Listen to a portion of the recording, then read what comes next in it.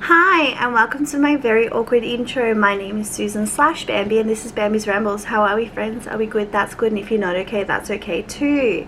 In today's video, it's going to be a personal one. A very personal one. And I am a little scared.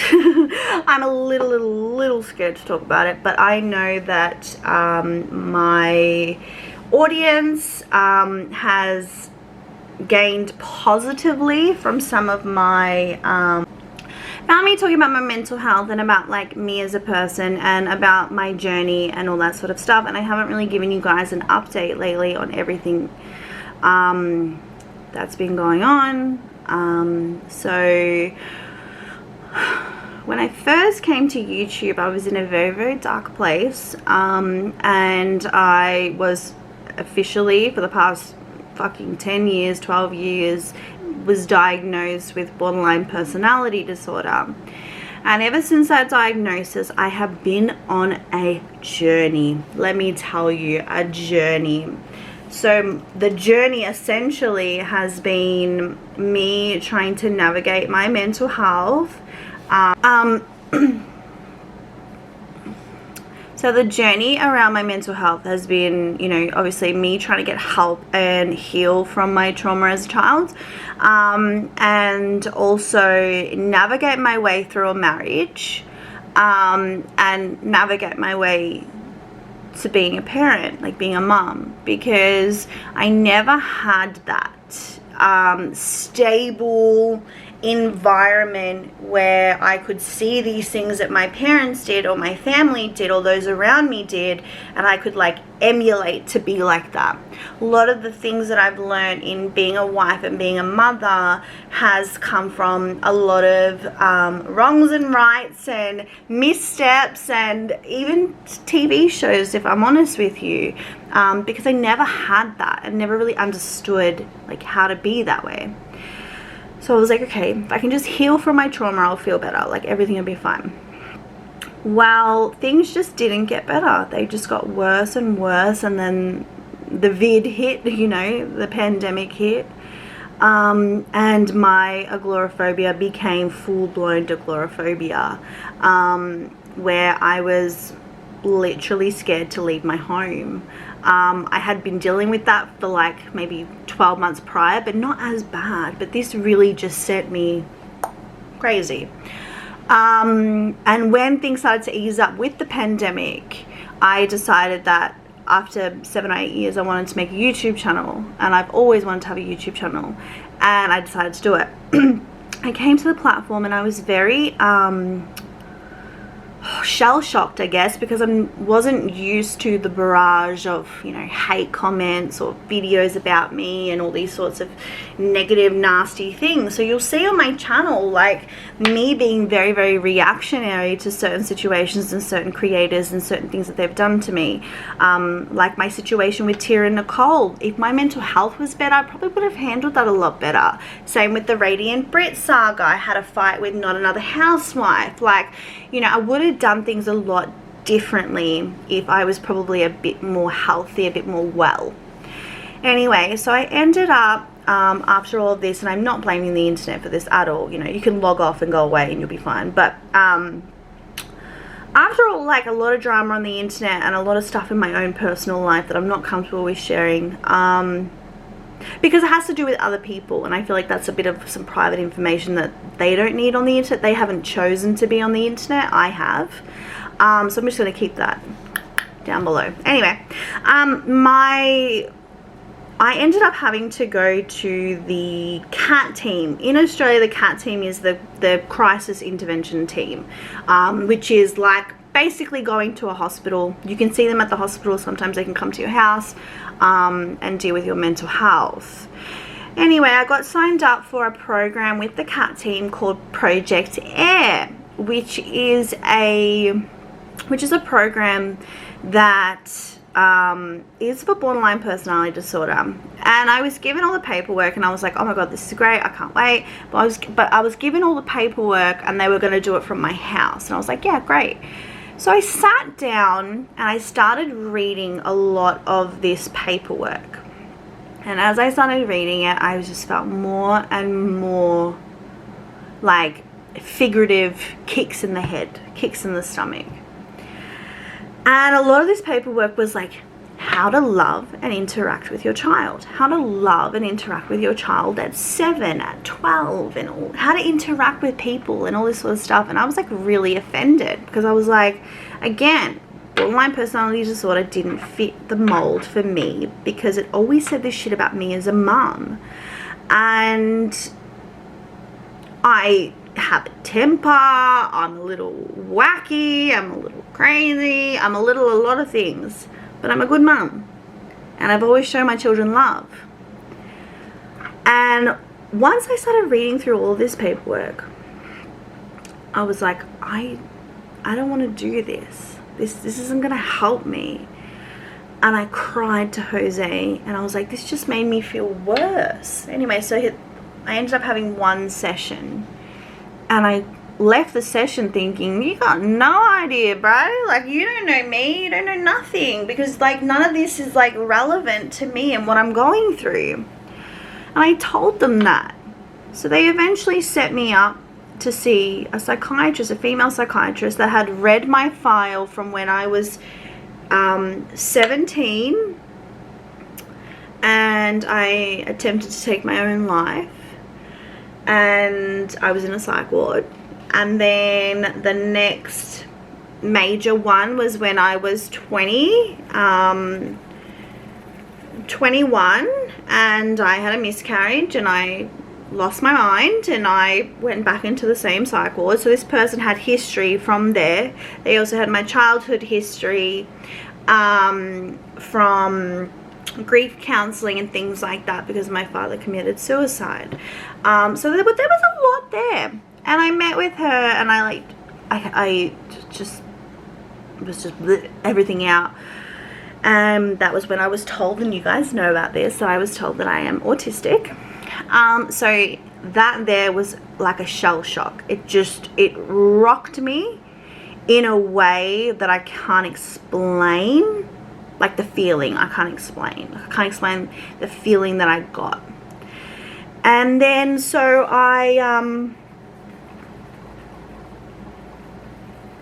So she also did a few tests, because she can't do the official autism diagnosis. If you guys know anything about autism, especially within adults and especially with females, there is a long process that needs to be done, right? So obviously she couldn't do that process, but she did do the other process of me with my, what turned out to be PTSD. PTSD from a child, my childhood trauma, everything that I've been through. Maybe I'll share, maybe I won't one day. So, you know, and it was heightened by the pandemic, because I don't like seeing the world in shambles. You know, like there are so many things in the world that are just so terrifying, and that to me was really terrifying. I wasn't necessarily scared of COVID itself, but it was scary seeing people going out in masks and people not wanting to be near each other, and the whole world changed. The whole world changed. We had lockdowns. We had, you know, I remember living in Melbourne, and my landlord had a really old car, like he was doing it up, and I allowed him to park that car at the front of my home, and I had the police come and knock on my door and be like, we're in lockdown, who's here? Why is this car's not registered to this address? And I said, well, I had to like explain to the police officer, that's my landlord's car. Like, that was really stressful for me. And anyway, so there's a lot of other stuff going on there and whatever, but anyway, that was just my point, a little bit of my point. But this might be a rambly video, I'm sorry guys. But yeah, so I was very, very just gobsmacked when I heard these things. I didn't even hear the PTSD. Like if you see that video that I made about my autism, finding out I had autism at 29, that PTSD, like I didn't even think about it. Like, I literally was off my fucking radar because I was so focused on the fact that this was something that I would just, it blew me out of the water. I could not believe it. Anyway, I had this like 2 or 3 weeks of just crying and just being so upset. And it was more about falling through the cracks. You know, like maybe I wouldn't have gone through this if people knew this, or maybe my parents should have done a better job in you know, getting me evaluated and helping me, and maybe teachers shouldn't have made fun of me because they're like, how can you read like at a, you know, a year 12 level and grade 3 but you can't do this? Like, more of that would have been noticed, and I think it would have been a lot easier for me. I think I wouldn't have ended up in situations where, you know, essay occurred and things like that if I knew more about how actually vulnerable I was and how misinformed I was on a lot of things in life, and that I read situations wrong and people wrong and very naive, and a lot of things would have been fucking different. Anyway, so I went through that stage. Then I went through another stage where I was so happy. I was so happy. I was like, I can play with my hair, I can smell my hair, I can do all these things, and people can't judge me for it now because like this is me, you know? And that made me feel good. I was like, yeah, this is good, I like this, I'm happy with this. And then it all kind of drifted into oblivion, that it was like nothing, like my life just went on, you know? And then again, I went into this really, really dark place where I was like, I understand my dad and why he did what he did. And do you think Jose would have married me if he knew I was autistic?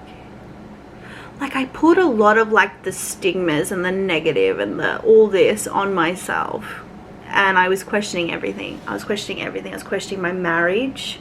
I was questioning whether, you know, I'm autistic. Should I have had children? Like, should I have dealt with this before I had kids? Have I left it too late? And I set myself a little crazy, if I'm completely honest with you. You know, I was smoking more cigarettes, and, you know, I was eating bad food, and I was doing all this stuff. And it's just, I got to a point one day where I was like, okay, I need to go to the doctor again. So I went to the doctor again, and they changed my medication and all that sort of stuff, and they're like, you need to go get the official autism diagnosis so you can get these therapies that you need and that you should have got, and you know, you also need to address the PTSD so we can manage some of that too. And in order to have the right therapy for everything, so people understand how to interact with me and how to get the best out of my therapy, is to have this official diagnosis, which will go into the NDIS and the DSP and all these different things that we have as sources in Australia, right? So I was like, okay. So I spent days and days and days trying to figure out, bring this one. Oh, we don't have anything for the next 12 months. We're not taking any new patients. We don't have anything until blah, blah, blah. And I eventually went on a wait list here. Jose booked me something for, I think it's sometime next year, July maybe, I don't know. That was in Melbourne, and we were going to book a place to stay so I could be up there for both the appointments, because it's 2-hour appointments, and all that sort of stuff. But anyway,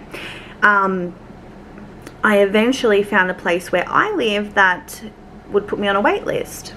And about 4 weeks ago, I got the information that they were moving my appointment from April to March. And they told me that it's going to cost me $1,100, and that if I had approval, because you have to have certain approvals to get Medicare rebates, if I got the approval, I would be eligible for $129 cash back from the appointment, like a rebate from Medicare. Anyway, so I found that out, and I was just beside myself, because I was like, how am I going to save up for this? Like, how am I going to do this? You know, and I spoke to Marissa, and I spoke to a few other people a few other people, and they were like, we know how much this means to you.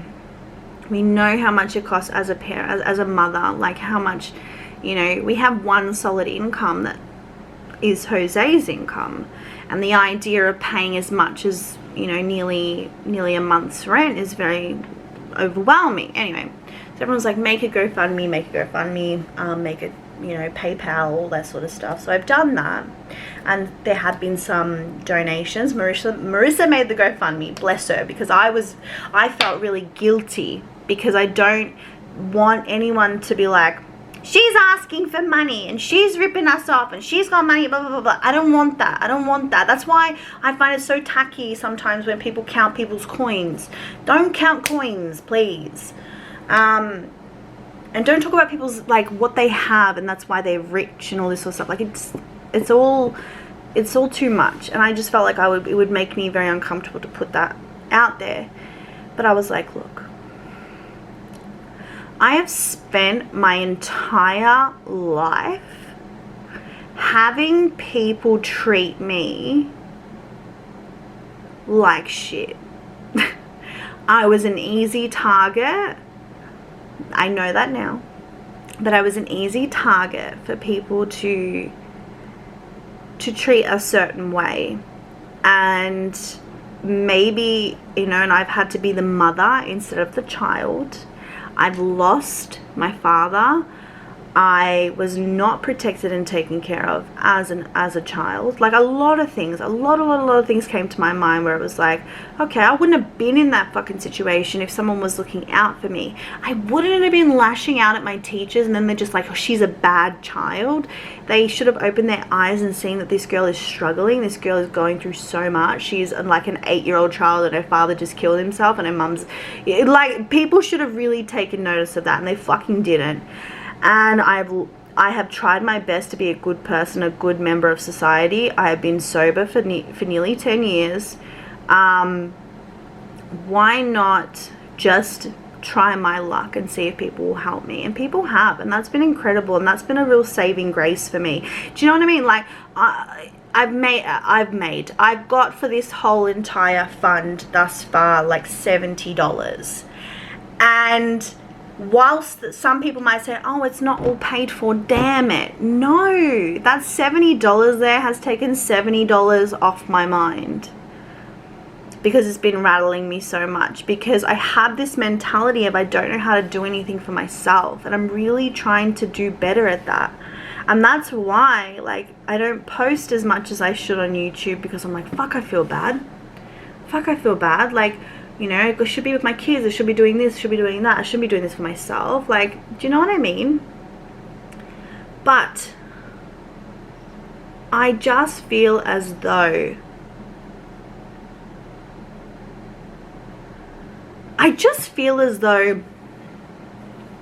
maybe, you know how some people have like a midlife crisis? I feel like maybe I've had a bit of a midlife crisis. Like, I've literally just lost my mind.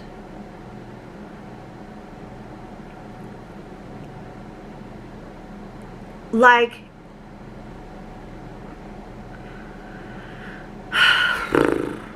what am I trying to say, guys? What am I trying to say? Like, how do I explain it?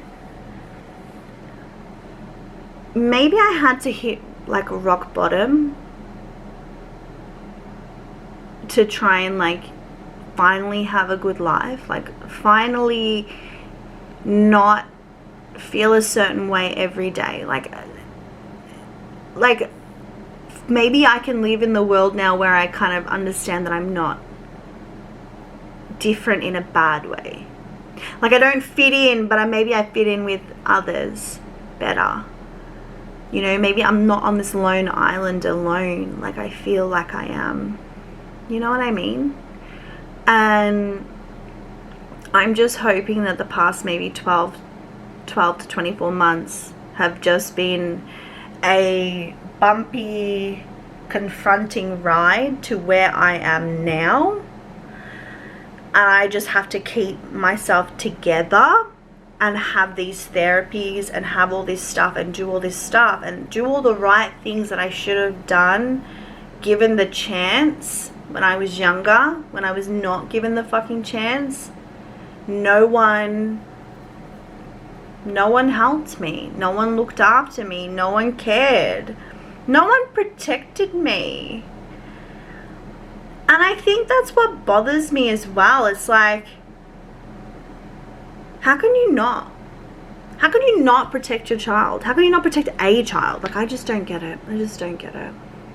But anyway, I just wanted to let you guys know that, you know, sometimes I dip out of YouTube and I disappear, and it's because I'm so in my head.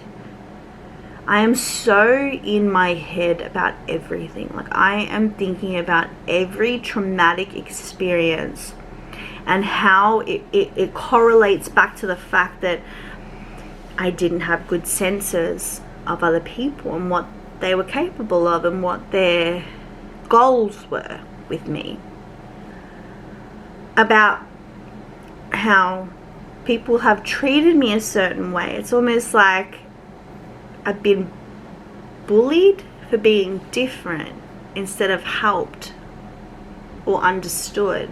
It's very, very bizarre, and it's very, very stressful for me.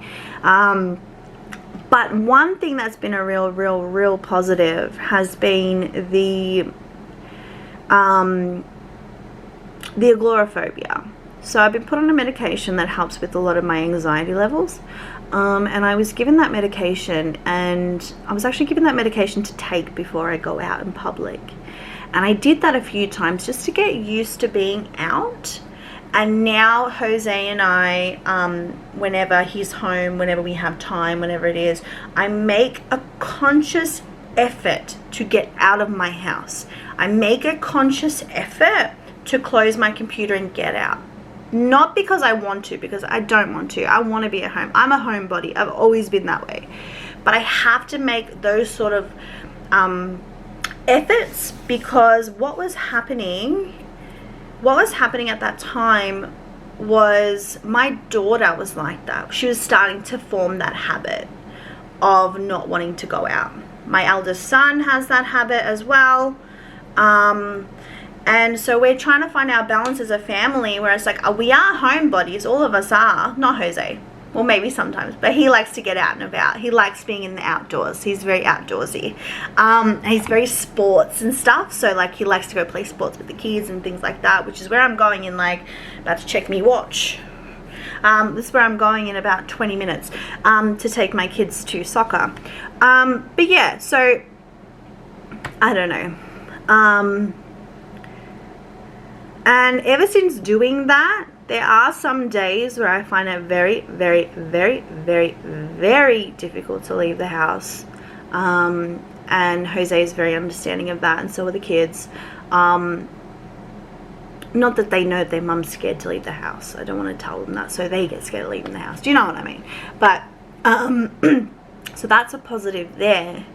I'm really making an effort to get out and about. I've been really loving doing picnics and things like that, so that's been a real improvement.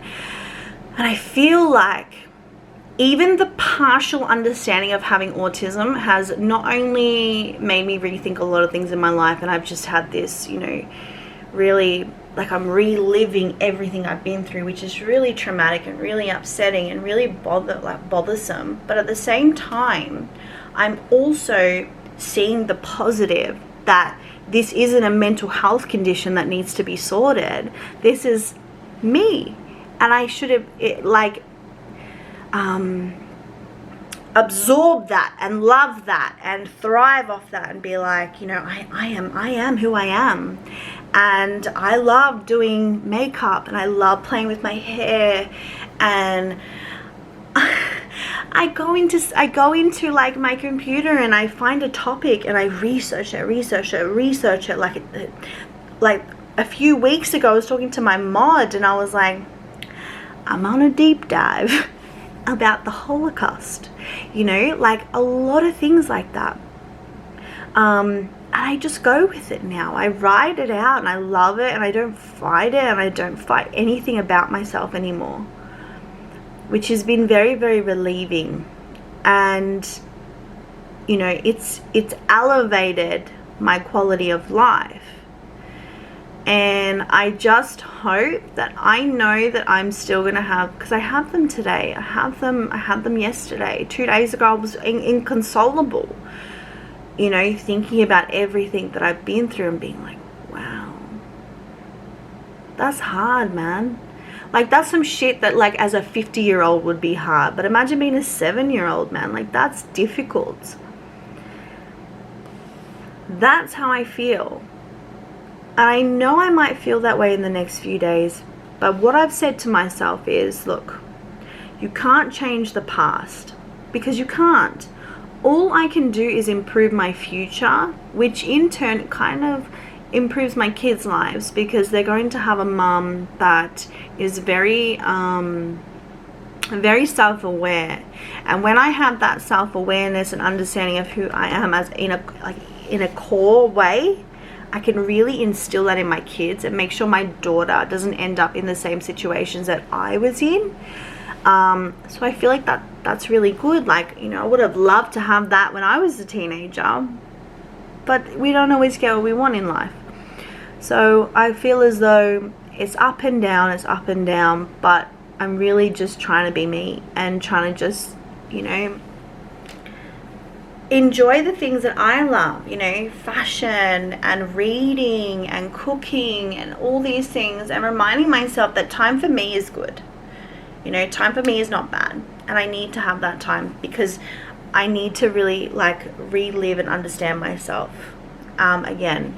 And I'm hoping that with this therapy, things will get better as well, because I feel like if I keep going and I get this assessment and I get, you know, funding and support and all this stuff, that'll only get better. It'll only get better. And I didn't make this video for anything other than I've made them in the past for Road to Recovery, and I just want to let people know that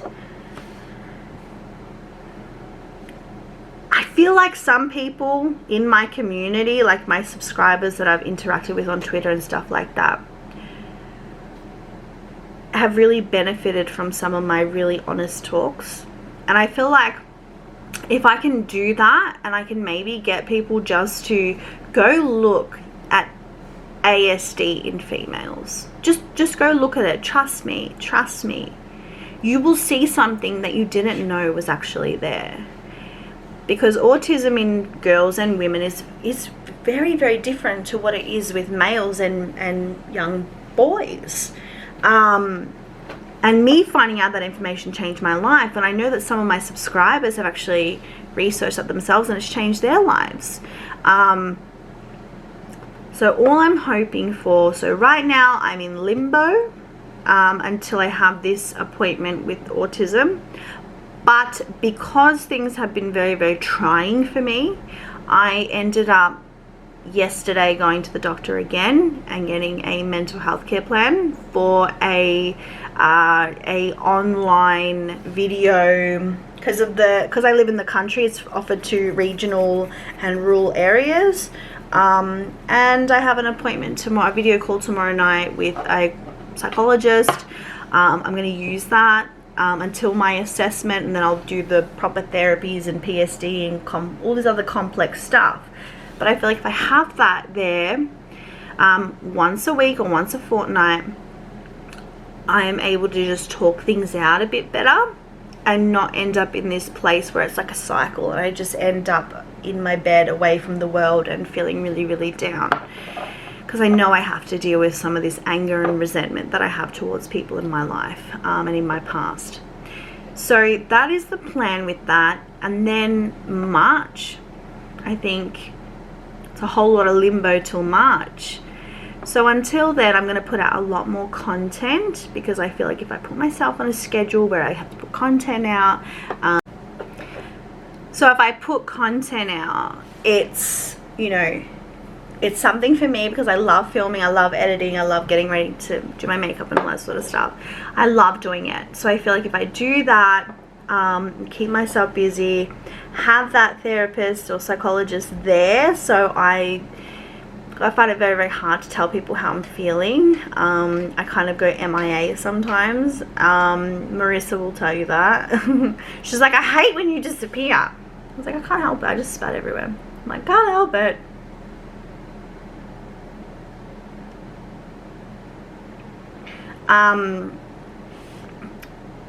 So yeah, I just feel like one step at a time. To everyone that has supported me through this has just been incredible. Like, I'm so glad I made my channel when I did, because I don't know if I would have got through it the way that I did if I didn't have the support of my community. Even just words, like even just kind fucking words. You know, I don't have a lot of friends. I have Marissa. I have Marissa and my husband, that's it. The amount of kind words and understanding and constructive criticism and feedback and love and all this stuff, like, just means the world to me. And I can't explain it any other way. Because if you can see that I put out content now and I'm just myself, I don't filter, I don't get scared, I don't panic, I don't anything, I just be me. And you guys are still here for that. Like, I'm a nice person through and through, but I can still really say what I feel and think in my heart. And you guys are here. Whether you agree with me or not, you're fucking here. And that means the world to me. And whether it's fucking $70 or $170 that comes from a GoFundMe or PayPal or whatever it is for this appointment, I'm just fucking grateful that anyone thought to send me $1 out of their pocket. And it's like, if it got deleted tomorrow, I wouldn't even bat an eyelid, because